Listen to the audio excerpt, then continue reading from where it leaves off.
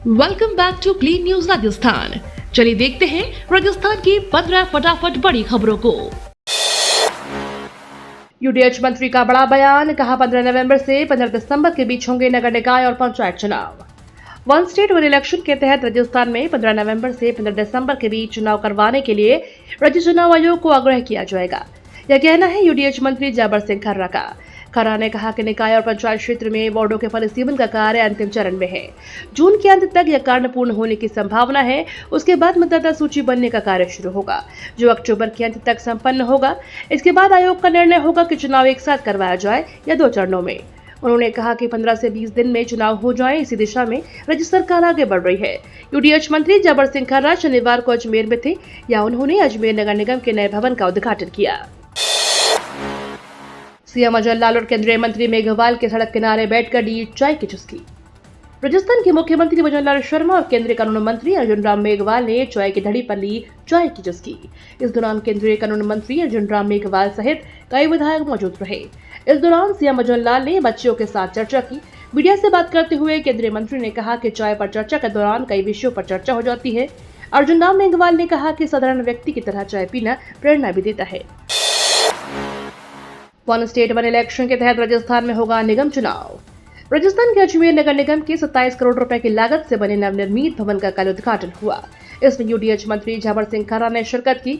इस दौरान कार्यक्रम के बाद मंत्री खर्रा ने राजस्थान में होने वाले निगम चुनाव समेत कई विषयों पर जानकारी साझा की।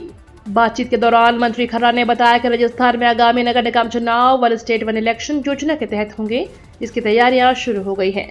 उन्होंने आगे बताया कि इसके लिए वार्डों के परिसीमन का काम पहले से चल रहा है, जो जून के अंत तक पूरा हो जाएगा। इसके बाद अक्टूबर के अंत तक मतदाता सूची का काम पूरा हो जाएगा। उसके बाद 15 नवंबर से 15 दिसंबर के बीच चुनाव की तारीखें तय करने के लिए निर्वाचन विभाग को आवेदन कराया जाएगा। पीएम मोदी के दौरे पर पहले बीकानेर पहुंचे सीएम अजय लाल शर्मा।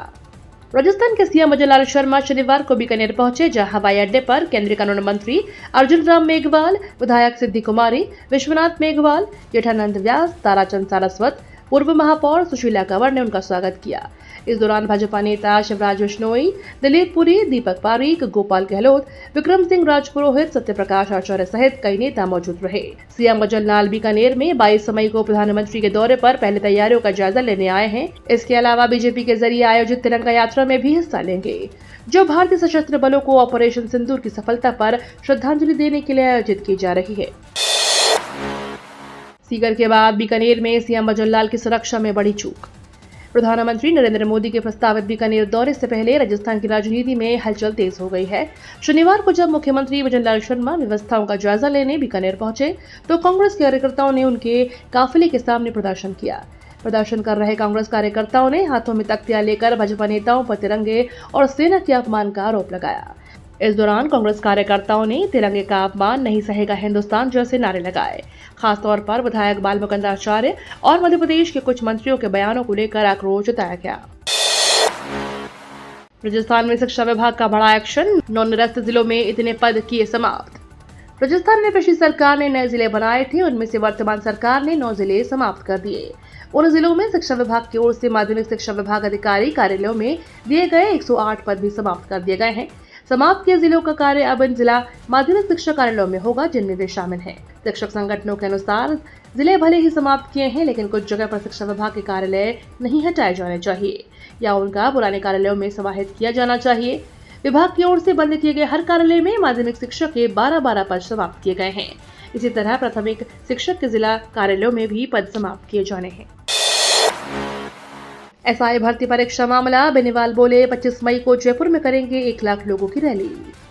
एसआई भर्ती परीक्षा रद्द करने और आरपीएससी का पुनर्गठन करने सहित कई अन्य मांगों को लेकर राजधानी के शहीद स्मारक पर धरने पर बैठे राष्ट्रीय लोकतांत्रिक पार्टी के प्रमुख और नागौर से सांसद हनुमान बेनीवाल अब सरकार के साथ आर पार की लड़ाई के मूड में है।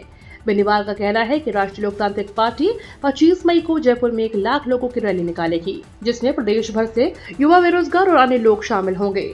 बेनीवाल ने दावा किया है कि जयपुर में इतनी बड़ी रैली पहले कभी नहीं होगी।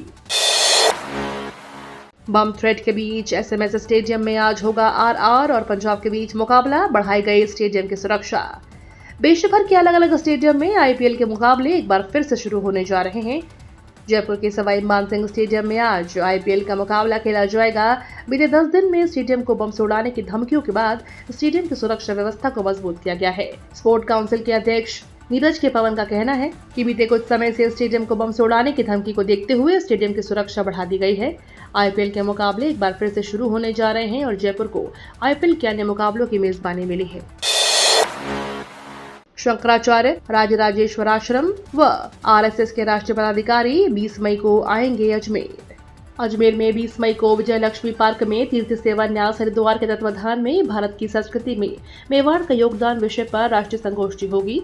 संगोष्ठी में जगत गुरु शंकराचार्य राजराजेश्वराश्रम महाराज, हठ योगी बाबा बलराम दास और आरएस के वरिष्ठ प्रचारक कैलाश भाग लेंगे।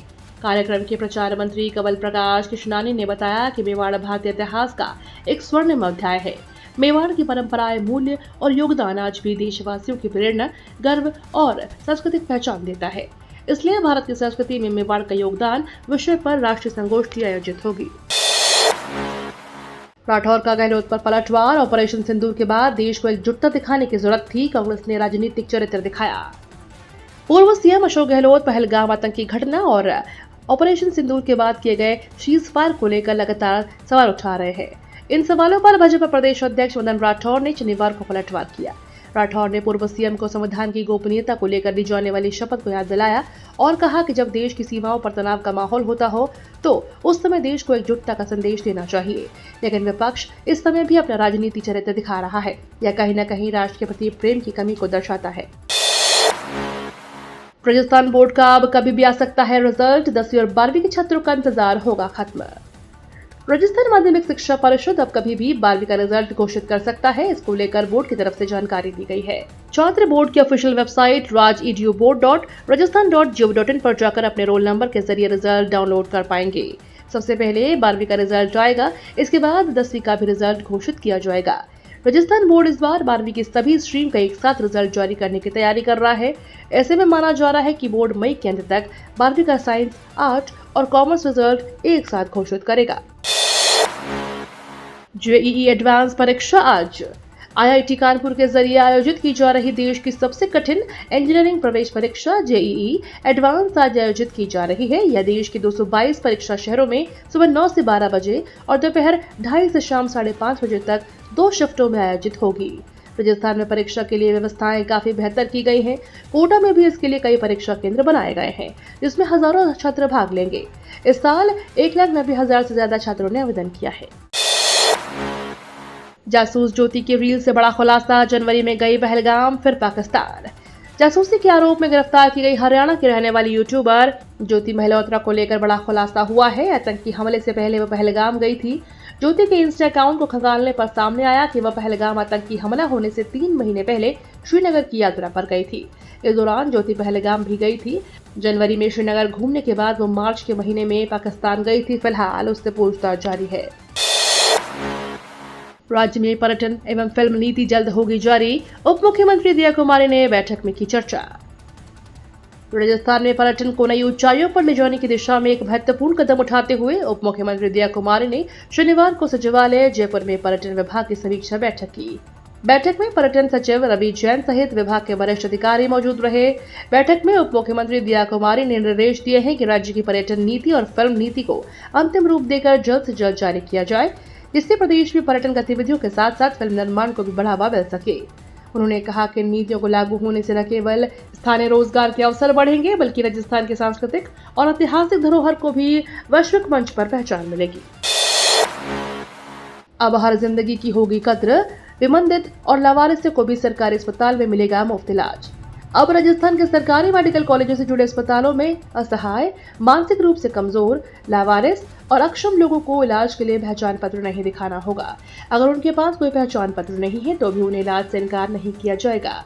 ऐसे मरीजों को अब अस्पतालों में मुफ्त इलाज और दवाइयां मिल सकेंगी। यह फैसला सामाजिक न्याय और अधिकारिता विभाग की पहल पर लिया गया है और इसके बाद चिकित्सा शिक्षा विभाग ने आदेश जारी किए हैं।